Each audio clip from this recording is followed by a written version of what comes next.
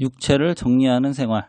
육체가 나라는 착각을 버려보자. 다시 말하면 육체 생활을 좀 정리해가지고 하루 밥 세 끼 먹던 것을 노력하여 두 끼 먹고 수양하자. 더욱더 자아 완성을 위해 노력하자는 것입니다. 우리 마음의 본래 자세에서 보면 무슨 지식인이 신앙인이 하는 것은 흙탕물처럼 된 것이고 헝클어진 실타래 같이 번잡한 망상입니다. 도서관의 서적을 다 마음에서 떨어 놓으면 사람의 제 생명, 본 면목을 찾을 수 있을 것입니다. 그건 무슨 귀중품이다, 보물이다, 잘 보관하자. 이 사람 무슨 병이냐? 어려서 애들과 장난을 하다 피가 많이 날 정도로 피부가 상했어. 그때 균이 들어가 지금 파먹고 있다. 이 생각이 병이 되고 이 관념이 몸뚱이를 지배합니다. 이런 관념이 절대 원리라고 믿고 중생심으로 얽매이지 말라는 것입니다. 모든 것 다 버리고 마음을 탁 놓으라는 것입니다. 그러면 본래 마음이 드러나고 육체의 주인공, 우주의 핵심, 생각의 주체를 알게 된다는 것입니다. 무엇을 배우는 것이 아니고 배운 것을 자꾸 버리자는 것입니다. 이렇게 자꾸 들어가서 마음이 뚜렷하게 드러나면 나중에는 우주에 모를 일이 하나도 없이 모두가 내 목전입니다.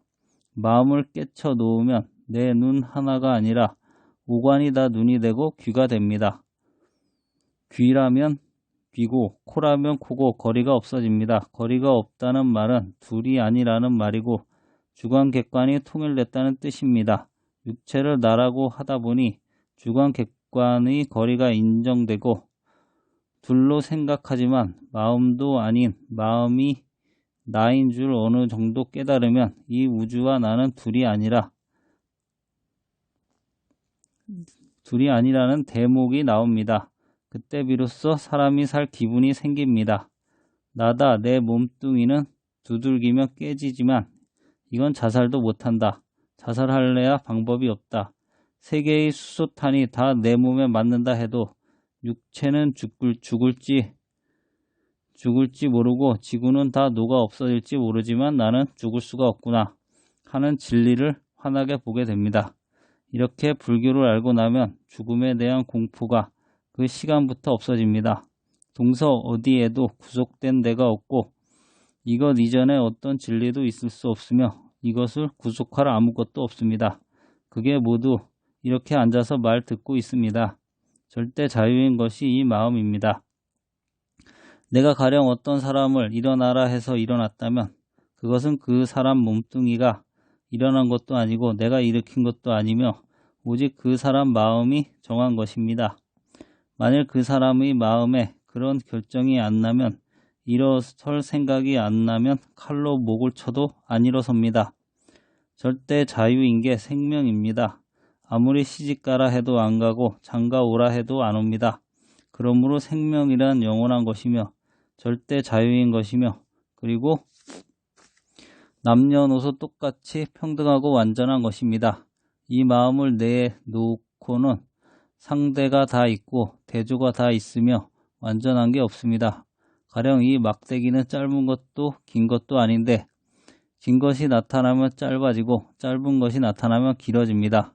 저 혼자 자유롭게 뜻을 가질 수 없습니다. 그러니 마음 내놓고는 모든 것이 완전한 게 없습니다. 이 세상에 불이 뜨겁고 태양이 뜨겁다고 하지만 우리가 만일 태양 가운데 살고 전 우주가 태양으로 되어 있다고 하면 뜨거운 게 없습니다. 뜨겁지도 않은 게 있기 때문에 불이 뜨겁지 불 그놈 자신은 뜨거운 걸 모르고 태양도 제가 뜨거운 걸 모릅니다.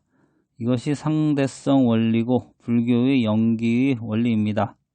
나는 너 때문에 있고 여자 때문에 남자가 있고 나쁜 놈 때문에 착한 놈이 있습니다. 모두 악한 사람이라면 악한 사람이 없고 모두 착하면 착한 것이 없습니다. 이것을 현상세계의 모든 것은 연기의 원리로 건립되었다고 합니다. 그러므로 불법은 이런 상대성 원리로 이루어진 현상계를 초월하고 육체 본위의 생활을 포기하여 오직 남을 위해 아무 조건 없는 생활을 하자는 부처님의 깨달은 마음과 부처님을 따라 배우는 1200 대중의 수행 생활을 보인 것이 이 일장입니다. 따라서 오늘날 우리 교단도 부처님의 정신을 배우고 그 말씀대로 지계를 하고 인욕을 하고 정진을 하고 실천하는 교단이 되어야 합니다. 부처를 배우는 수행생활. 마음을 깨친 부처님은 무슨 조건부로 사건을 처리하는 것이 아니고 아무 생각 없이 합니다. 인생의 최대 문제인 생사, 대사를 초월했고 지식으로도 부족한 게 없이 완전하여 마음대로 안 되는 게 없이 전지전능하고 또 그리고 의식주가 필요 없으니 그야말로 부처님은 편한 분이고 천상천하 유아독존이고 말씀한 그대로 원자탄이고 뭐고 눈썹 하나 깜탁할 수 없는 그 위에 누가 있을 수 없는 분입니다. 또한 부처님은 자기 기분에서 보고 들은 판단력이 아니라 그건 완전하고 깨끗한 마음이 사실 그대로를 보고 듣고 판단하는 것이기 때문에 바로 깨친 정각 그대로입니다. 바리떼를 들고 밥을 얻으러 먹으러 나가지만 아무 생각 없이 합니다. 그것은 복이 없어서 얻어 먹는 것이 아니라 중생을 구제하기 위해서 진리를 모르는 사람, 삐딱 걸음으로 걸어가는 인간들을 바른 길로 가게 하기 위해서 자기가 앞서서 시범을 하는 것입니다. 비구승은 반드시 거지가 되라, 얻어먹어라. 왜냐하면 많은 중생을 고루 대해야 하는 것이니 가난한 사람이나 거지나 국왕이나 어떤 권리층도 어떤 천한 사람도 조금도 차별 없이 대하려면 얻어먹어야 한다. 꼭 얻어먹어라. 모든 사람에게 기회를 균등히 주기 위하여 진리의 말씀 고루 듣게 하기 위해서 평등하게 빌어먹어라 한 것입니다. 한 군데도 따로 장소를 정해놓고 쌀 가져오너라, 돈 가져오너라, 붉은 가져오너라 하면 부자나 오고 권리층이나 오고 가난한 사람은 오지 못하니 그런 짓 하지 말고 나르는 구름처럼 흐르는 물처럼 운수 생활을 하라 하셨습니다. 인도는 나무 밑에서 참선하고 비만 안 오면 거기서 자고 거기가 집입니다. 그런데 또 부처님은 한 나무 밑에 사흘 저녁을 계속 자지 말라 하셨습니다. 그러면 거기 정이 생긴다. 사흘 밤 자고는 다른 나무 밑으로 옮겨가라. 이게 다 공동 소유물인데 이거 내 거라고 생각 말라는 것입니다. 전에 윤보산 스님이라는 분이 중대기 전후에서 그가 나와 2년 동안 꼬박 같이 있은 일이 있습니다. 그는 기독교 집안이어서 집에 가면 붙들릴 것이 뻔하므로 나에게 글을 하나 써달라면서 편지 쓸 용지를 내놓는데 보니 윤가용전이라는 윤가 집에서만 쓴다는 글이 인쇄되어 있습니다. 그리고 내가 천지 공공물로 있는 종이를 너희 윤간에만 쓰려고 도장을 찍어 놨는가, 인쇄를 했는가, 천지 만물이 다 공공된 공물인데 윤간은 공인이 아니기 때문에 글을 쓸 자격이 없다 하고 농사와 비판한 적이 있습니다. 세상 사람이 하는 일이 왜 내 건 내 것 가리어 그러는가 하고 한탄하게 될 때가 많습니다. 배고픈 사람이 있으면 먼저 먹어야 할 게고 배부른 사람은 나중 먹어야 할 게 아니냐. 이것이 불교의 공안 진리로 사는 생활 원칙입니다. 공양하는 법. 불교의 대중생활 제도는 원융 제도이며 내 건 내 것이 없고 서로가 위하는 가장 이상적인 제도입니다. 이것은 자본주의도 아니고 사회주의 제도도 아닙니다.